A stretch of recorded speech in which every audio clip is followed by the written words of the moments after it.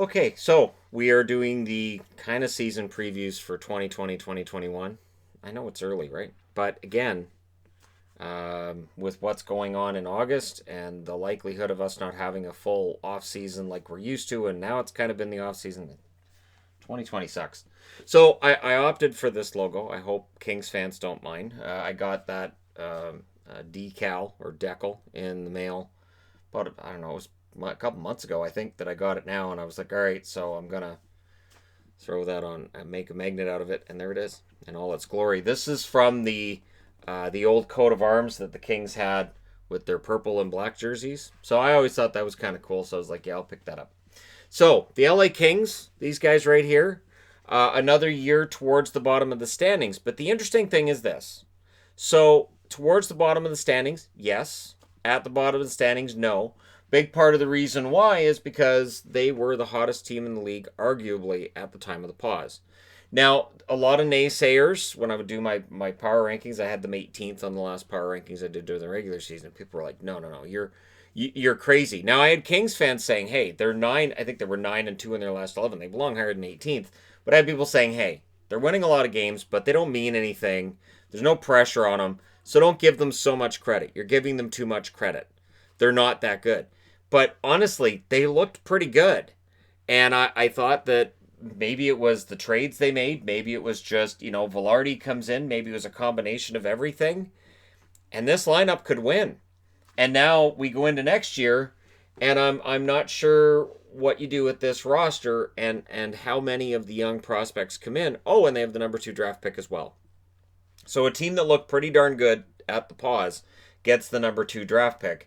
I didn't hear any complaining about the Kings getting it. Wait for next year. This could be a team that gets back to the playoffs. All 3 California teams missed the play-in. None of them are playing for anything right now. They're going to have a nice long, about 9 months off.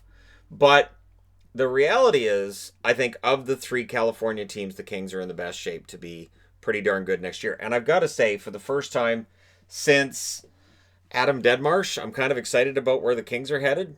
And that's how far back it'd have to be when I was kind of excited about the Kings and their prospects and happy about it at the same time. Because I've been very anti-LA Kings for a long time. Not right now. This is kind of a fun team to watch. So the exits from their roster from this season, very likely Lewis may go. Lewis may come back if they re-sign him. There's no harm in that. Ben Hutton, Joakim Ryan, Tim Schaller. Of course, they got Schaller from the Canucks to bury him in the minors because the Canucks couldn't do it. And it was one of those things. I tell you, Benning, I've been defending you for years. Don't you dare trade Besser.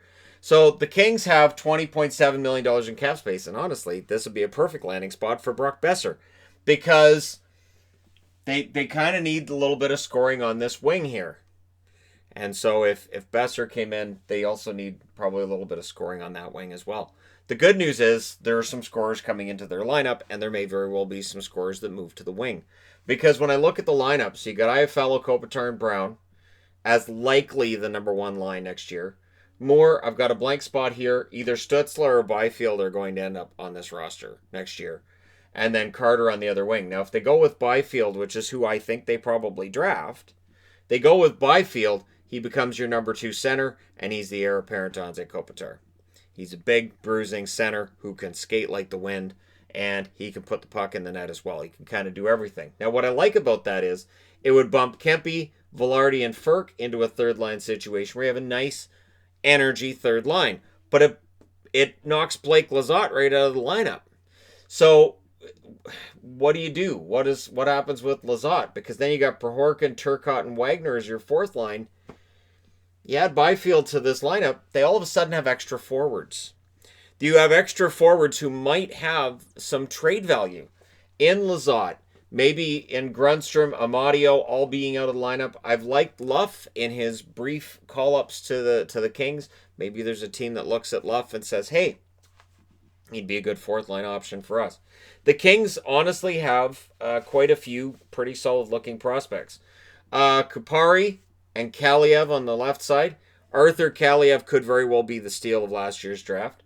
Anderson Dolan and Akil Thomas. Akil Thomas, who we're not talking about. You got so much else to talk about here. You got Turcotte, Velarde, and either Stutzler or Byfield coming in. And, oh, yeah, right, Akil Thomas.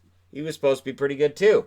And then Rempel and Fagamo on the right side. And Sheldon Rempel, when they called him up, don't think it was this year, but the year before, there was some hype with him. And that sort of died down, but you never know. So there are a lot of options here if you're the Kings up front, which is good because the blue line looks thin. The blue line does look a bit thin in terms of players who could play for them. Now, does Bjorn Foot play top minutes next year or not? Tobias broke camp with the team and looked pretty good. Does he get those top minutes next year? Is he going to be one of those under-the-radar rookies for next season with Doughty? Then you got Anderson and Roy. Now, Anderson played pretty well. Mikey Anderson played pretty well for the Kings. Again, there were a lot of things that went LA's way towards the end, where they were trending in the right direction. And there was some legit fear, and I'm in agreement with this, that if the NHL had said, all right, we're going to allow all 31 teams into this tournament, that the Kings would have been one of those teams that would have been capable of an upset or two along the way. McDermott and Walker then round out the blue line. Walker had a very good season. You got Clegg as the extra. Durzee's there as well, and then Redekop. But again, to me, when I look at this blue line, I say, you know what? They should probably take a forward out of here, make a trade, and bring somebody in to replace what they're losing with Hutton and Ryan. I don't think they bring Hutton back. If they want to, they can. It's not like Hutton's going to get a huge raise, and they have $20.7 million in cap space. So if you're the Kings, do you hold on to that cap space where cap space is gold right now? Do you spend money? If you're Robitaille and Blake, do you sit down and discuss it and say, you know what, we can take a run at Torrey Krug. We could add Torrey Krug to our blue line, really amp that up when we've got all these good young forwards coming in. I mean, Turcotte, I have on line 4. He can easily be a second line guy. And then you end up with, let's say they draft Stützle. You could have Stützle on the second line, Turcotte on that second line, and suddenly the Kings are potentially a high-scoring team as soon as next season. So there are different options they have available to them here, and that could allow them to say, hey, we had Krug on the blue line. We could be good next year. We could be in a playoff race next year. One of the reasons that I'm very keen on the Kings, they made the right decision in fixing their goaltending and not trading Cal Petersen. I had some concern that Cal Petersen could be the guy. They said, you know what? We're going to keep Campbell and Quick. We're going to find a taker for Petersen. Petersen had to clear waivers starting next season. So there was no option to have all 3 goalies. They traded out Campbell. There's a little bit of risk to that. Although Quick, he turned his game around towards the end of the season, and Petersen looked pretty darn solid after being called up. I am a big fan of Cal Petersen. It is one of the reasons I'm very, very bullish on the futures of the LA Kings. I think they've got the goalie they need. I think they've got forwards that they need. The only thing I'm wondering is, I know Doughty makes a ton of money. He is still a player in his prime, but they need that other defenseman. They need that other player. Bjorn Foot may be the guy, but I'm not too sure on what his ceiling's going to be.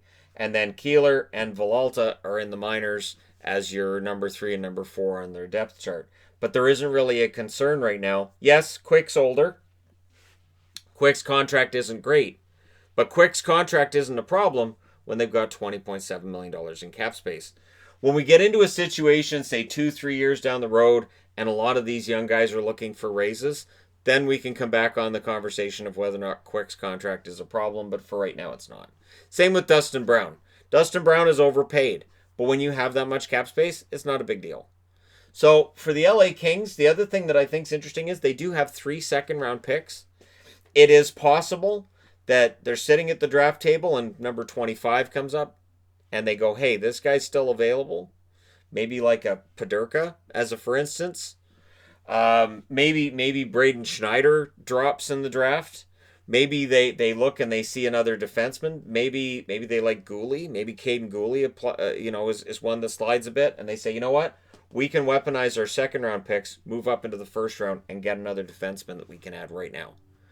And it's possible that either Schneider or Gooley could be capable of jumping right into the NHL next year. Not necessarily both, but it's possible one or the other could do it. They have the physical size to do so. And it is the one part where I'm curious to see how the Kings get this straightened out. Because yeah, the forward group is excellent and the potential is huge. The goaltending is solid. So what do you do with the blue line? But outside of that, yeah, this team should get better. Again, and it's the same argument that we've had with the Senators. You kind of need all of your prospects to hit for this to work. The good news for the Kings is some of these prospects, like Velarde, as a for instance, have got into the lineup and done pretty well. And so it's just a matter of building on that. And Velarde still being a rookie next season, he's going to be one to watch. But let me know what you guys think in the comment section below, as always. Don't forget to hit like and subscribe if you're browsing your way through. You just happened upon this video. And yeah, the Kings, I think the worst is behind them. I do. I think this coming season could be interesting. I'm not saying playoffs necessarily, but I'm not ruling it out. Because again, if they can do what they need to do to make this blue line a little more impressive, and if the kids are good, if Thomas can step in, if they could find a way to get Kaliev into the lineup next year, and they've got this top prospect coming in as well, this could be a really exciting young team really, really quickly. But let me know your thoughts. And hey, thank you guys so much for watching, for all your support. I will talk to you again soon.